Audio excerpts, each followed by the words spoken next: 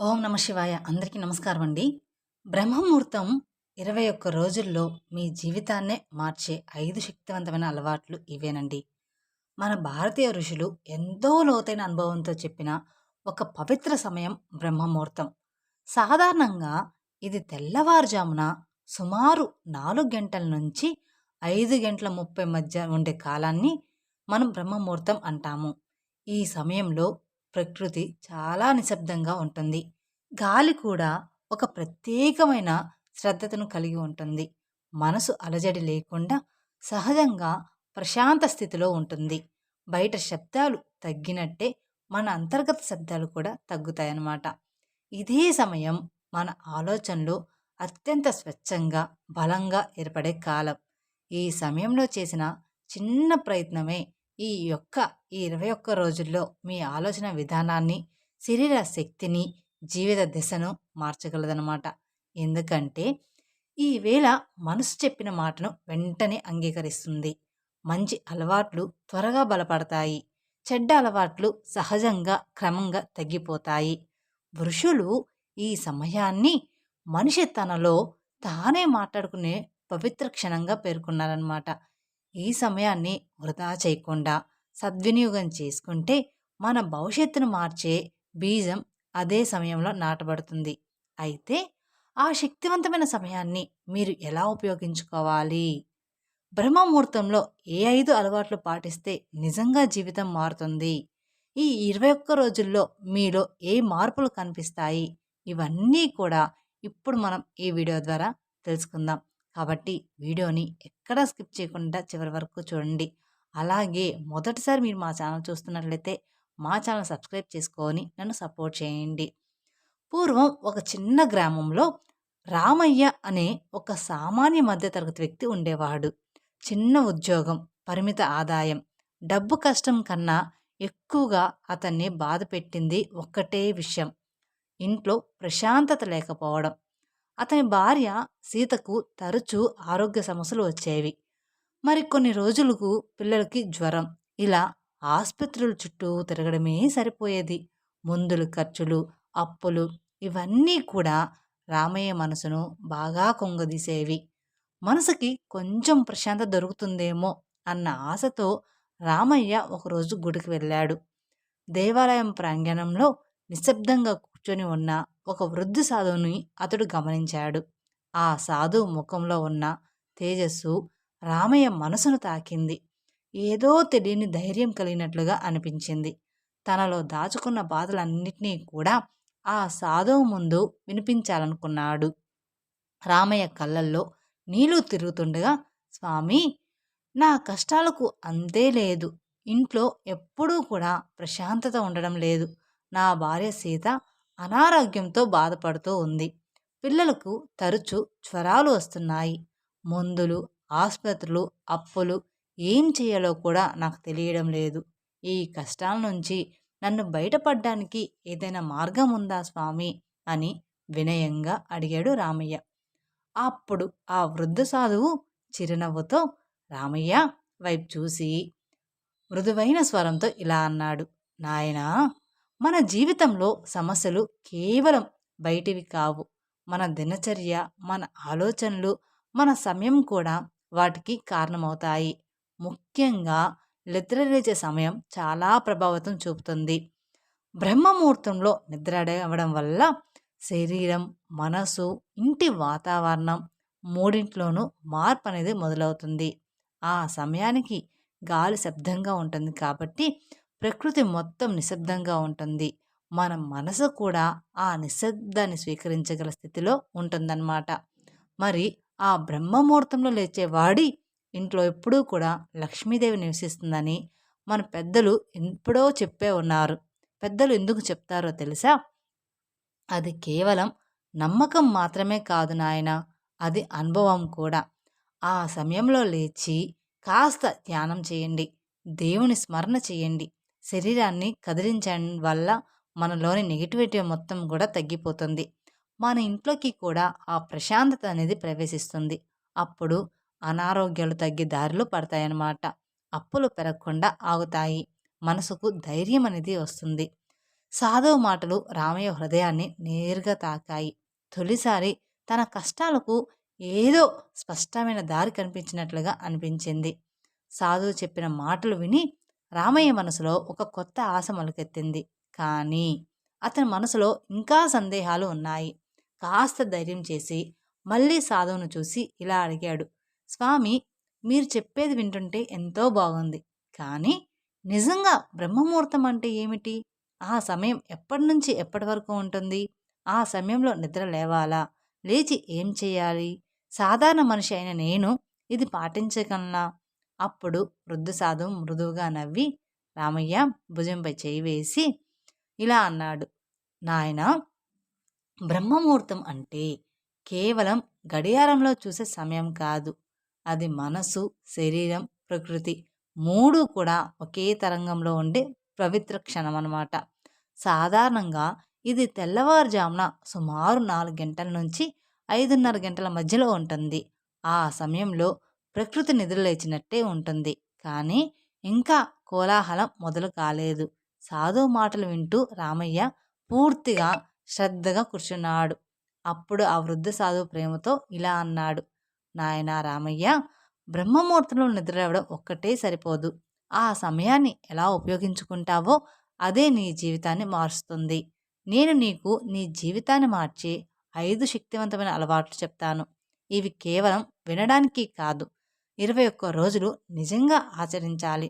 ఇందులో మొదటి అలవాటు బ్రహ్మముహూర్తంలో నిద్రలేవడం. ఈ సమయానికి లేచే వాడి ఇంట్లో లక్ష్మీదేవి ఎప్పుడూ కూడా నిలుస్తుంది. ప్రతిరోజు తెల్లవారుజామున 4 నుంచి 5:30 మధ్య నిద్ర లేవాలి. అలారం కాదు నాయనా, సంకల్పం ఉండాలి. ఈ సమయానికి నిద్ర లేవడం అంటే కేవలం తొందరగా లేవడం కాదు. ఇది మన జీవితానికి దిశను చూపించే ఆత్మస్నానం నేర్పే అలవాటు అన్నమాట. ప్రతిరోజు కూడా ఇదే సమయానికి లేవడం వల్ల శరీర గడియారం సరిగా పనిచేస్తుంది. హార్మోన్లు మెరుగవుతుంది. అలసట తగ్గుతుంది. ఉదయం నుంచే ఒక తాజా శక్తి అనేది అనుభూతి కలుగుతుంది. ముఖ్యంగా ఈ అలవాటు మనసును కూడా బలంగా తయారు చేస్తుంది. సోమరితనం క్రమంగా పోయి పనుల పట్ల ఆసక్తి అనేది పెరుగుతుంది. ఇంకొంచెం నిద్రపోదాం అనే ఆలోచన మీద మీరు గెలవడం ప్రారంభిస్తారు. ఇదే నీ మొదటి విజయం అన్నమాట. 21 రోజులు నిరంతరంగా ఇలా లేవగలిగితే నేను చేయగలను అనే ఆత్మవిశ్వాసం నీలోనే పుడుతుందన్నమాట. ఈ ఒక్క అలవాటు మిగతా మంచి అలవాట్లకు పునాది అవుతుంది. జీవితంలో ఏ మార్పు కావాలన్నా ముందుగా నీ మీద నువ్వు గెలవాలి. ఆ విజయం బ్రహ్మముహూర్తంలో లేచే అలవాటుతోనే మొదలవుతుంది. ఇక రెండో అలవాటు గురించి సాధు రామయ్యను మాత్రమే కాదు, అతని కుటుంబంలో ఉన్న అందరినీ గుర్తు చేసుకొని ఇలా చెప్పాడు. కుటుంబంతో కలిసి మౌన ధ్యానం అంటే శ్వాసపై దృష్టి పెట్టడం ఎలా? రామయ్య, ఈ అలవాటు నువ్వు ఒక్కడివే పాటించాల్సింది కాదు నాయనా. ఇది నీ ఇంటి వాతావరణాన్ని మార్చే అలవాటు. బ్రహ్మముహూర్త సమయంలో నీ భార్యను, పిల్లల్ని కూడా మెల్లగా నిద్రలేపి భయపెట్టకుండా, బలవంతం లేకుండా రండి కొద్దిసేపు నిశ్శబ్దంగా కూర్చుందాం అని చెప్పి అందరూ కలిసి 10-15 నిమిషాలు కళ్ళు మూసుకొని ఏ మంత్రం లేకుండా, ఏ దేవుడి పేరు చెప్పకుండా కేవలం శ్వాసపై మాత్రమే దృష్టి పెట్టండి. శ్వాస లోపలికి వస్తూ బయటకు వెళ్తుంది. ఇదే చాలు. మధ్యలో మనసు చెలరేగినా దాన్ని తిట్టకండి. దానితో యుద్ధం చేయకండి. మెల్లగా మళ్ళీ శ్వాస పైన ధ్యాస తీసుకోండి. ఇలాగా రామయ్య ఈ ధ్యానం వల్ల కోపం ఒక్కరోజులో పోదు. నెగిటివ్ ఆలోచనలు ఒక్కసారిగా కూడా మాయం కావు. కానీ రోజుకో అడుగు చొప్పున అవి మన నుండి దూరం అవుతూ ఉంటాయి. నీ భార్యకు చిన్న చిన్న విషయాల మీద వచ్చే చిరాకు తగ్గుతుంది.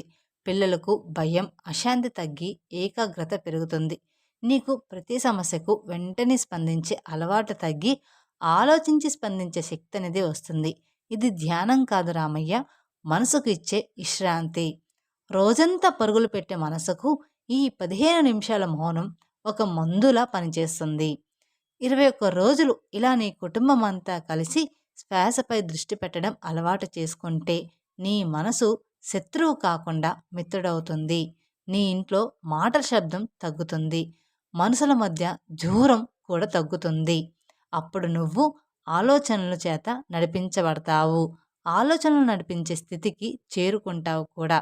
ఇక మౌన ధ్యానం పూర్తయ్యాక వృద్ధ సాధువు రామయ్యతో కొంత మౌనంగా ఉండి తర్వాత మెల్లగా ఇలా చెప్పాడు. రామయ్య, ఇప్పుడు నీ మనసు శాంతిగా ఉన్న సమయంలో మూడో అలవాటు దేవుని నామస్మరణ గురించి చెబుతున్నాను. ఇది కేవలం వ్యక్తిగత ధ్యానం మాత్రమే కాదు. ఇంట్లో శాంతి, ఆరోగ్యం, సంతోషం పునరుద్ధరించుకుంటాయి. చాలా శక్తివంతమైన అలవాటన్నమాట.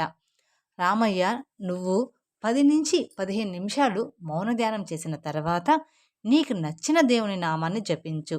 అది ఓం నమ శివాయ, గాయత్రి మంత్రమా, ఓం నమో నారాయణ, శ్రీరామ జయం, ఏదైనా సరిపోతుంది. ఏ ఆలోచనలు వచ్చినా వాటిలో మునిగిపోకండి. కేవలం శ్రద్ధ, ప్రేమ, ఆత్మపూర్ణ భక్తితో నామాన్ని మళ్ళీ మళ్ళీ ఉచ్చరించండి. ఇది ఒక్కడే కాకుండా నీ భార్య పిల్లలందరికీ కూడా చేర్చవచ్చు. నెమ్మదిగా నిశ్శబ్దంగా కూర్చోండి. ప్రతి ఒక్కరూ కూడా శ్వాసతో పాటు నామం పాటించాలి రామయ్య. ఈ 10-15 నిమిషాలు కేవలం చిన్న ప్రయత్నమే, కానీ దాని ప్రభావం మాత్రం మహత్యమే. ఇలా చేస్తే ఇంట్లోని నెగిటివ్ శక్తి తగ్గిపోతుంది. అనారోగ్య సమస్యలు, చిన్న చిన్న అడ్డంకులన్నీ కూడా దూరమైపోతాయి. భార్యకు, పిల్లలకు ఉన్న భయాలు, ఆందోళనలు తగ్గుతాయి. ఇంట్లో సంతోషం, ధైర్యం, శాంతి అనేది పెరుగుతుంది. ఇది కేవలం నామజపం మాత్రమే కాదు, ఇది మానసిక శిక్షణ, కుటుంబం కోసం ఆంతరిక బలం కూడా ఇస్తుంది. కుటుంబంతో కలిసి జపం చేయడం గురించి సాధు మెల్లగా ఇలా చెప్పాడనమాట. ఇక రామయ్య, ఎవరూ సిగ్గుపడకండి. ప్రతి ఒక్కరూ కూడా కూర్చొని శ్వాస, ధైర్యం, శాంతిని గమనిస్తూ నామజపం చెయ్యాలి. ఇలా చేస్తే నామజపం కేవలం మాటల్లోనే కాకుండా ఇంట్లోని శక్తులను కూడా సక్రమంగా చేస్తుందన్నమాట. 21 రోజులు దీన్ని నిరంతరం చేస్తే ఇంట్లోని అన్ని విఘ్నాలు తగ్గుతాయి. కుటుంబ సభ్యులు మనసులు ఏకమంగా శాంతిగా మారుతాయన్నమాట. ఇక ఆ లక్ష్మీదేవి కటాక్షం కూడా నిలకడగా ఇంట్లో ఉంటుందన్నమాట. ఇక సాధు మరోసారి రామని చూచి, ఇక 4వ అలవాటు శరీరాన్ని కదిలించడం, అంటే యోగా లేదా నడక. నాయన, శరీరం దేవాలయం అని ప్రారంభించాడు. బ్రహ్మముహూర్తంలో శరీరం చాలా ఫ్రెష్గా ఉంటుంది. రాత్రి నిద్ర తర్వాత శరీర వ్యవస్థ అంతా కూడా రీసెట్ అయినట్లుగా ఉంటుంది. కేవలం 10 నిమిషాలు స్ట్రెచ్చింగ్, సూర్య నమస్కారం లేదా ఇంటి దగ్గర నడకైనా చాలు. పెద్ద వ్యాయామం అవసరం లేదు. ఇది చేయడం వల్ల జీర్ణశక్తి మెరుగుపడుతుంది. శరీరంలో రక్త ప్రసరణ క్రమంగా తగ్గుతుంది. ఊబకాయం తగ్గుతుంది. శరీర బరువు సక్రమంగా ఉంటుంది. కండరాల్లో గట్టితనం తగ్గుతుంది. రోజంతా కూడా శక్తివంతంగా అలసట లేకుండా ఉండగలుగుతావు. ఇది కేవలం ఫిట్నెస్ కోసం మాత్రం కాదు, శరీరానికి గౌరవం ఇవ్వడం. శరీరం బాగుంటే మనసు బలంగా ఉంటుంది. 21 రోజులు నిరంతరం ఇలా చేస్తే శరీరం మీకు సహకరిస్తుంది. జీవితం ముందుకు సాగుతుంది. చివరిగా సాధువు రామయ్యను చూస్తూ 5వ అలవాటు కృతజ్ఞత, రోజువారి సంకల్పం. ఇది అత్యంత పవిత్రమైన అలవాటని చెప్పాడు. రామయ్య, రోజు 2 నిమిషాలు తీసుకో. నీ జీవితంలో చిన్న చిన్న పెద్ద విషయాలకు ధన్యవాదాలు చెప్పు. నీ జీవితంలో ఉన్న సంతోషం, ఆరోగ్యం, కుటుంబాన్ని కాపాడుతున్నందుకు లక్ష్మీదేవికి హృదయపూర్వక ధన్యవాదాలు చెప్పు. ఇలా చేస్తే మనసు లోపల నుంచి శాంతి, సంతృప్తి వస్తుంది. తర్వాత ఆ రోజు కోసం ఒక చిన్న సంకల్పం చెయ్యి. ఈరోజు ప్రశాంతంగా మాట్లాడతాను. ఈరోజు వృధా ఖర్చు చేయను. ఈరోజు ఎవరికైనా ఉపయోగపడే పని చేస్తాను. ఈ చిన్న సంకల్పాలు 21 రోజుల్లో పెద్ద మార్పులు అనేది సృష్టిస్తాయి. ప్రతిరోజు ఇలా చేయడం వల్ల మనసు స్పష్టంగా ఉంటుంది. కుటుంబ సభ్యుల మధ్య సమయం పెరుగుతుంది. లక్ష్మీదేవి కటాక్షం స్థిరంగా ఇంట్లో ఉంటుంది. అనారోగ్య సమస్యలు, ఆందోళనలు, ఆర్థిక సమస్యలు క్రమంగా కూడా తగ్గిపోతాయి. సాధు మాటలు ముగించాక రామయ్య కళ్ళల్లో నీళ్లు తిరిగాయి. ఇన్నాళ్ళుగా తన కష్టాలకు బయట ఎక్కడో పరిష్కారం ఉందేమో అని వెతికిన అతనికి ఇప్పుడే ఒక గొప్ప సత్యం అర్థమైంది. మార్పు బయట నుంచి కాదు, తనలోనే మొదలవ్వాలని సాధువు చివరిగా ఇలా అన్నాడు. రామయ్య, ఈ 5 అలవాట్లు 21 రోజులు తప్పకుండా పాటించు. మధ్యలో కష్టాలు తప్పక వస్తాయి, కానీ గుర్తుపెట్టుకో, ఆ కష్టాలే నీకు పరీక్షలు. ఓపిగ్గా, నమ్మకంగా కొనసాగిస్తే నీ ఇంట్లో మళ్ళీ నవ్వులు వినిపిస్తాయి. లక్ష్మీదేవి కటాక్షం నిశ్శబ్దంగా స్థిరపడుతుంది. మార్పు ఒక్కసారిగా పెద్దగా కనిపించకపోవచ్చు, కానీ అది లోపల నుంచే మొదలవుతుంది. నీ జీవితాన్ని నిజంగా మార్చేది ప్రతిరోజు నువ్వు చేసే ఈ చిన్న ప్రయత్నాలే. ఆ రోజు గుడి నుంచి తిరిగి వస్తున్న రామయ్య అడుగుల్లో అలసట లేదు. మనసులో ఒక కొత్త ధైర్యం ఉంది. ఒక కొత్త నమ్మకం కూడా ఉంది. ఇక అతను దేని గురించి కూడా భయపడలేదు రామయ్య. ఇక ఆ సాధువు చెప్పిన మాటలే గుర్తున్నాయన్నమాట.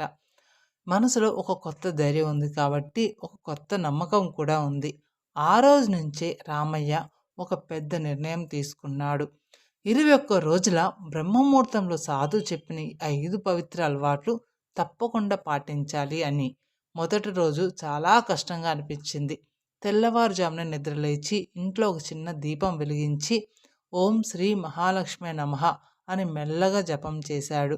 భార్య సీతకు కూడా ఆరోగ్యం బాగలేదు. పిల్లలు కూడా అనారోగ్యంతో ఉండడం వల్ల మొదట్లో వాళ్ళందరితో కలిసి ఈ సాధన చేయడం సాధ్యం కాలేదు. భార్య నిద్రలో ఉండగానే రామయ్య ఒంటరిగా కూర్చొని మనసులో ఆమె ఆరోగ్యం కోసం, పిల్లల భవిష్యత్తు కోసం ప్రార్థించాడు. కొన్ని రోజులు బాగానే సాగాయి.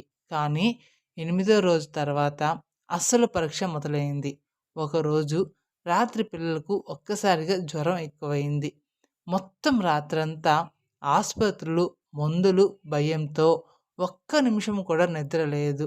ఆ అలసటతో ఉదయం లేవడం అసాధ్యంగా అనిపించింది. ఇలాంటి పరిస్థితుల్లో బ్రహ్మముహూర్తం ఏంటి? ఇంటి పరిస్థితి ఇలా ఉంటే ఈ సాధన ఏం చేస్తుంది అని రామయ్య మనసులో నిరాశ మొదలైంది. అయినా సరే పూర్తిగా చేయలేకపోయినా కనీసం 2 నిమిషాలు కళ్ళు మూసుకొని శ్వాసపై దృష్టి పెట్టాడు. అదే సమయంలో అతని మనసులో ఒక భావన మొదలైంది. ఇప్పుడే నేను కూలిపోతే నా ఇంటికి బలం ఎవరు? ఆ మాట అతనిని నిలబెట్టింది. తర్వాత రోజుల్లో భార్య ఆరోగ్యం మళ్ళీ కుదుట పడలేదు. ఖర్చులు పెరిగాయి. మనసులో భయం మళ్ళీ మొదలైంది. కానీ ఈసారి రామయ్య మారిపోయాడు. ప్రతిరోజు కూడా బ్రహ్మముహూర్తంలో నిద్రలేచి నా ఇంటికి శాంతి రావాలి, నా కుటుంబానికి ఆరోగ్యం రావాలి అని కృతజ్ఞతతో సంకల్పం చేసేవాడు. 15వ రోజు నాటికి ఒక చిన్న మార్పు అనేది కనిపించింది. భార్య ఆరోగ్యం పూర్తిగా బాగుపడకపోయినా ముందులా భయపడే స్థితి మాత్రం లేదు. పిల్లలకి కూడా క్రమంగా బలం అనేది వస్తుంది. 21వ రోజు పూర్తయ్యేసరికి రామయ్య ఒక గొప్ప సత్యాన్ని అర్థం చేసుకున్నాడు. లక్ష్మీదేవి అనుగ్రహం అంటే కష్టాలు ఒక్కసారిగా పోవడం కాదు, కష్టాలను తట్టుకునే శక్తి రావడమే నిజమైన అనుగ్రహం. ఆ శక్తితోనే రామయ్య డాక్టర్లతో ధైర్యంగా మాట్లాడగలిగాడు. ఖర్చులను జాగ్రత్తగా ప్లాన్ చేసుకోగలిగాడు. ఇంట్లో భయానికి బదులు నమ్మకాన్ని నింపగలిగాడు. ఒకరోజు రామయ్య అదే సాధువును మళ్ళీ కలిశాడు. కళ్ళల్లో ఆనందం కనిపించింది.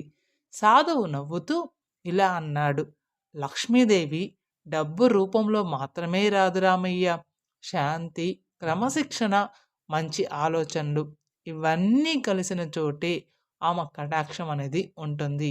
ఆ రోజు రామయ్యకు ఒక్క విషయం స్పష్టమైంది. బ్రహ్మముహూర్తంలో చేసిన సాధన డబ్బును కాదు, ముందుగా మనసును మార్చుతుంది. మనసు మారితే జీవితం మెల్లగా మారిపోతుంది. ఇక బ్రహ్మముహూర్తం ఎలాంటి మాయాజాలం కాదు. ఇది తరతరాలుగా మన భారతీయ ఋషులు తమ అనుభవంతో, శాస్త్రాలతో, ఆధ్యాత్మిక పరిశీలనలతో మనకు అందించిన విలువైన జ్ఞానం. ఈ వీడియోలో చెప్పిన విషయాలు మా సొంత సమాచారం కాదు. పూర్వీకాలు, గ్రంథాలు, పెద్దల అనుభవాలు మరియు కాల పరీక్షను తట్టుకొని నిలిచిన జీవన విధానాల సారాంశమే ఇవి. రోజుకు కొన్ని నిమిషాలు మాత్రమే, కానీ వాటిని నిశ్శబ్దంతో 21 రోజులు పాటిస్తే మీ మనసులో వచ్చే ప్రశాంతతను, ఆలోచనలో వచ్చే స్పష్టతను మీకు మీరే అనుభవిస్తారు. మార్పు అనేది బయట నుంచి రాదు, మనలో నుంచే మొదలవుతుంది. బ్రహ్మముహూర్తం ఆ మార్పు ఇచ్చే పవిత్ర అవకాశం మాత్రమే. తెలుసుకున్నారు కదండి. ఈ వీడియో మీకు కొంచెమైనా ఉపయోగపడితే లేదా ఎవరి జీవితానైనా మంచి దిశలో మారుస్తుందని అనిపిస్తే దయచేసి ఈ వీడియోని లైక్ చేయండి. మీ కుటుంబ సభ్యులతో, స్నేహితులతో షేర్ చేసుకోండి. ఇలాంటి ఆధ్యాత్మిక జీవితాన్ని తాకే విషయాలను మిస్ కాకుండా ఉండాలంటే ఇప్పుడే మా ఛానల్ సబ్స్క్రైబ్ చేసుకొని బెల్ ఐకాన్ని ప్రెస్ చేసుకోండి. Thank you for watching my video. ఓం నమ శివాయ.